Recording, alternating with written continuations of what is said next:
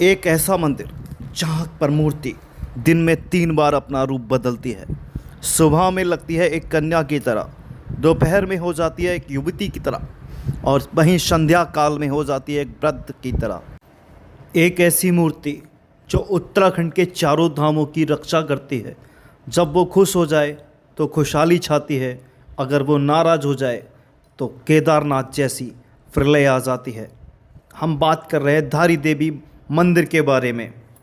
ऐसी एक मूर्ति जो स्थित है धारी देवी मंदिर, उत्तराखंड के श्रीनगर के पास अलकनंदा नदी पर जो विराजमान है, उसे धारी देवी के नाम से जाना जाता है। हम उसी मंदिर की बात कर रहे हैं दोस्तों।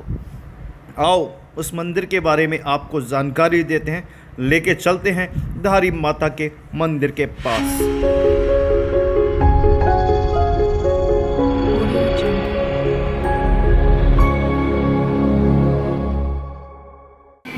दोस्तों बहुत बहुत स्वागत है आपका हमारे YouTube channel Meru Laddu Gopal number 1 पे।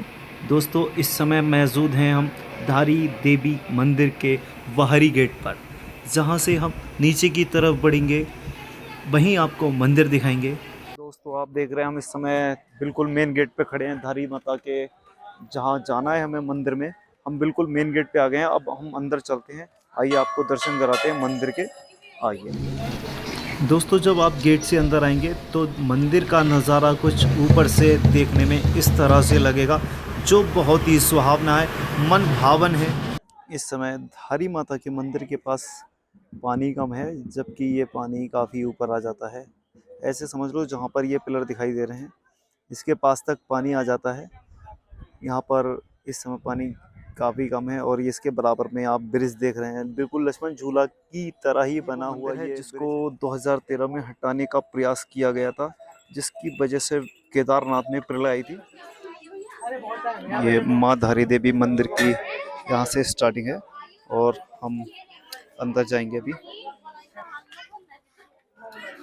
जय माता धारी देवी।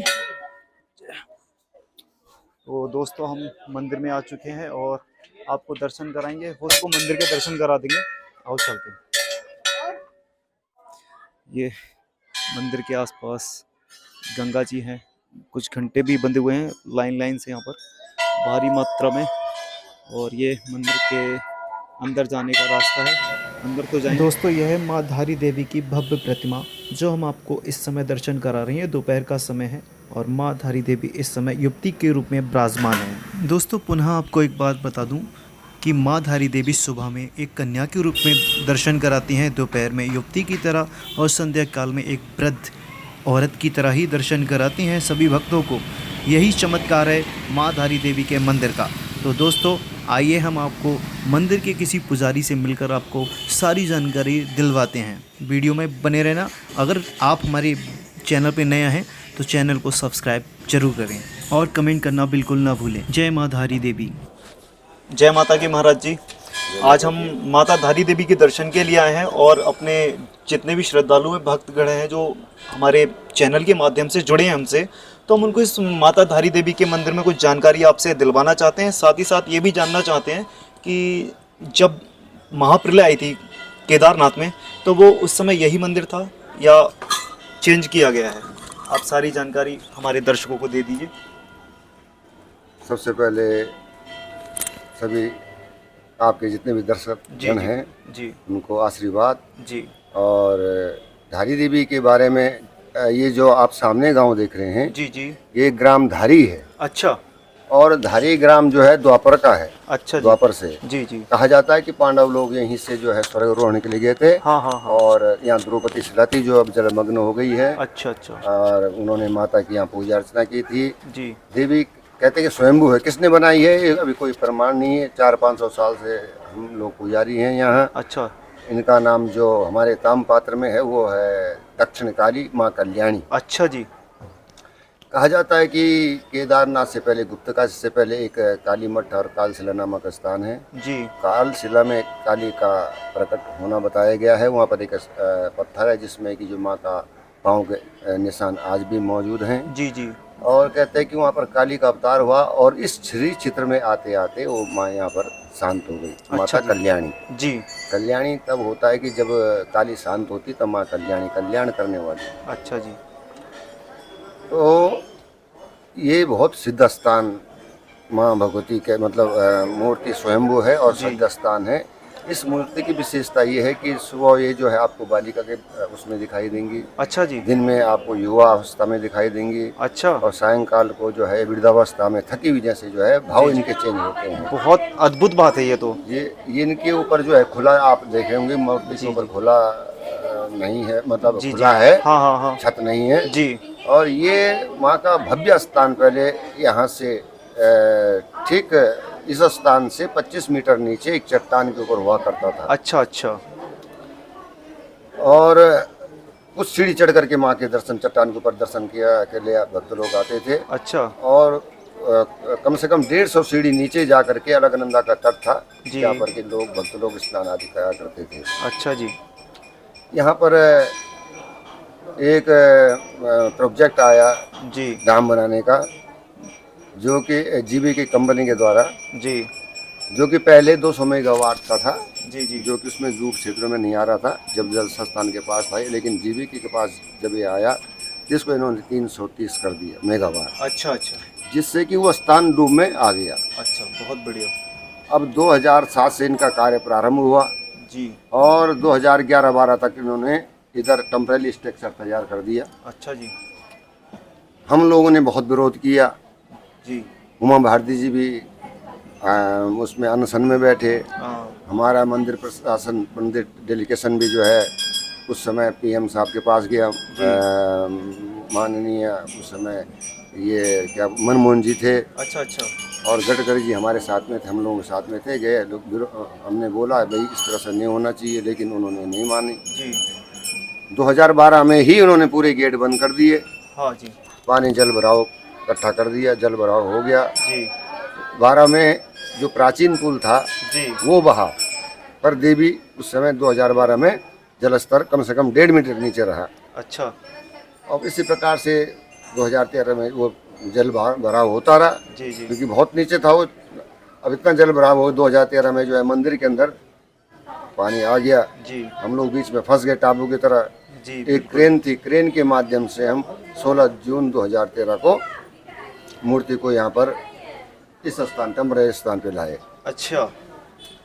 और उसके 1-2 घंटे बाद जो कुछ हुआ वो सबको पता है। सबको पता है, बात सही है। अब हमारा कहना ये है कि भाई अगर इस प्रकार से अगर वक्तव्य देते हैं कि देवी को छेड़ा तब ये हुआ, तो हम पे एक प्रकार से एक, अभी तो खैर सरकार ठीक है, लेकिन भविष्य में कोई सरकार आएगी बात तो सही है। उनके भड़काऊ भाषण में अनुमान फैलाने उसमें बिल्कुल। हमारा कहना ये है कि देवी चंडी में लिखा हुआ है अहम प्रकृति पुरुषार्थ में, मैं ही प्रकृति में विद्यमान हूँ। अच्छा जी। तो प्रकृति के साथ कोई अगर छेड़छाड़ करेगा उसका फल भुगतना पड़ता है। भुगतना पड़ेगा, सबको भुगतना पड़ेगा। सबको भुगतना पड़ा और जी, जी। पड़ेगा आगे भी।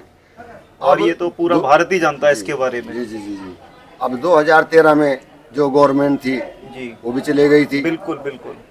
अब हम 4-5 साल इस टेम्परेरी उसमें मंदिर में रहे 4-5 साल के 9 साल 10 महीने तक रहे, लेकिन 4-5 साल तक कोई कार्रवाई कंपनी के द्वारा नहीं की गई, ना ही मंदिर बनाने का कार्य किया गया। इसी प्रकार से हम लोग यहाँ कोई काम शुरू नहीं हुआ।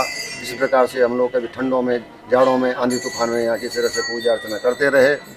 फिर माननीय मोदी जी सरकार आई, हमने लिखा पढ़ी की और उनके माध्यम से ही कंपनी को प्रेस किया गया और ये भव्य मंदिर का निर्माण एक साल उसी में स्थान में। जी, एक साल में तो हमने भी काफी चेंजिंग देखी है। पिछली वर्ष हम आए थे तब इतना कुछ नहीं था इस मंदिर में, जो कि आज हम देख रहे हैं तो बहुत कुछ चेंज हो गया है। तो जहाँ पर माँ पहले थी जी, उसी स्थान में जी 18x35 का एक पिल्लर अर्थ ऊपर ला रखा है पृथ्वी का। जी, जी, जी। और उसी में माँ बिल्कुल सावल में विद्यमान है। जी, जी। 24 जनवरी 2023 से 21 ब्राह्मणों के द्वारा यहाँ पर पूजा, माँ की पूजा अर्चना की, सतचंडी रुद्री पाठ आदि किया गया।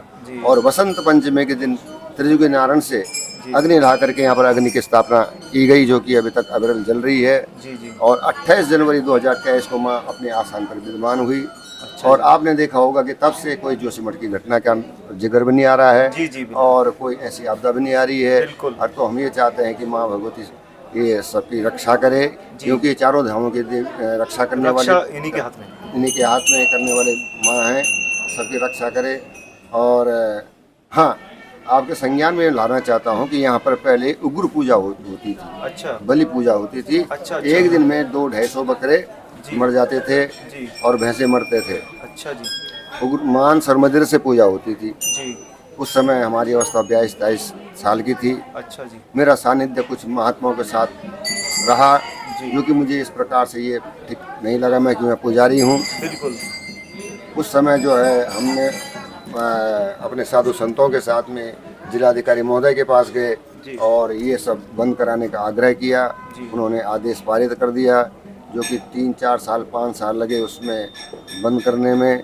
और अब तो सोशल मीडिया काफ़ी हो गई है, जी बिल्कुल फ़ोन हो गए हैं, उस समय ना फ़ोन होते थे। तो हम लोगों ने भक्तों से अपील की कि भाई आपकी मनोकामना जब पूरी होती है तो आप घंटी चढ़ाएं। पहले मनोकामना पूरी होती तो बकरे काटते थे। हाँ। एक दिन में 200-250 बकरे कट बात सही जाते है। थे। आज मंदिर में काफी सारी घंटी हर कोने पे दिखाई दे रही है। हाँ, तो भक्तों से अपील की हमने कि आप जो है जो कुछ आपकी मनोकामना पूरी होती है आप घंटी चढ़ाएं, यज्ञ कराएं, अनुष्ठान कराएं, भंडारे कराएं।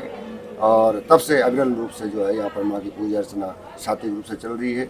माँ भगवती जो है सबकी रक्षा करती है, जो आए श्रद्धा लेके वो लेके जाए वरदान। ठीक है बाकी भक्तों से मेरी ये अपील है कि कृपया यहाँ पर जी एक श्रद्धालु बन के आए। बिल्कुल बिल्कुल आपको एक ही टाइम में जी माँ के दर्शन हो जाएंगे तीनों रूप के। बात सही है। सरदार भक्ति, हाँ, इस प्रकार से पर्यटन बन के आएंगे तो बात दूसरी तो है। बात अलग है। अगर आप भक्त बन के आएंगे तो माँ अवश्य आपकी जो है मनोकामना। बिल्कुल बिल्कुल ठीक है। जय माता की। दोस्तों, अगर आपको वीडियो अच्छी लगी हो तो वीडियो में कमेंट अवश्य करें, और अगर आपने अभी तक हमारे चैनल को सब्सक्राइब नहीं किया है तो चैनल को कृपया करके सब्सक्राइब करें और बेल आइकन दबाना ना भूलें। मिलते हैं अगली वीडियो में, तब तक के लिए जय श्री राम, जय माता।